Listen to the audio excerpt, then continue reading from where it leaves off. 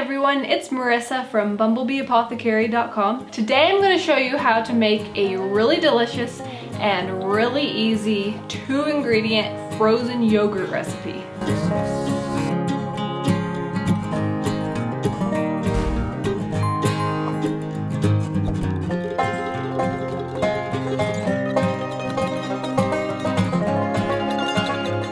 For this recipe, you need some frozen fruit, either berries or frozen fruit chunks, and then some type of cultured dairy product. I like to use kefir cultured cream. I like cream because it's richer, it's a way to get in more of those healthy animal fats, it just is the most delicious. But you can also use regular kefir or yogurt, or you can use cream cultured with yogurt.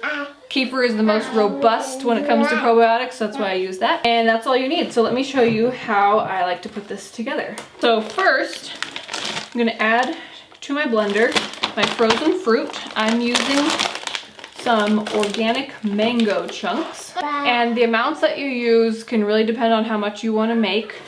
For us 4 people who are here right now who are gonna be eating it, I'm going to put about 4 cups of frozen fruit into my blender.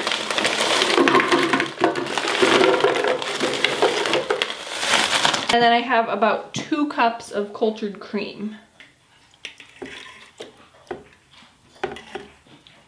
Now, since this is a bit of a thicker mixture, I have a trick that I use. I don't think Blendtec, the blender company that I have, recommends doing this. I don't recommend anybody else do this. This is just what I do, and you can decide for yourself what you want to do. But I hold my rubber scraper in here. I make sure it doesn't get anywhere down near where the blades are. But I just move the top of the mixture around. If you have another type of high-powered blender like a Vitamix, they have a system already built in where you can safely do that.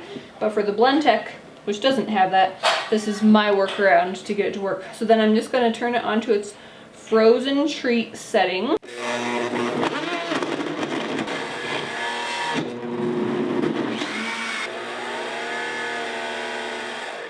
Alright, and then you can decide if you want it completely blended in or if you want to leave some of the chunks there. I kind of like leaving some of the fruit chunks there.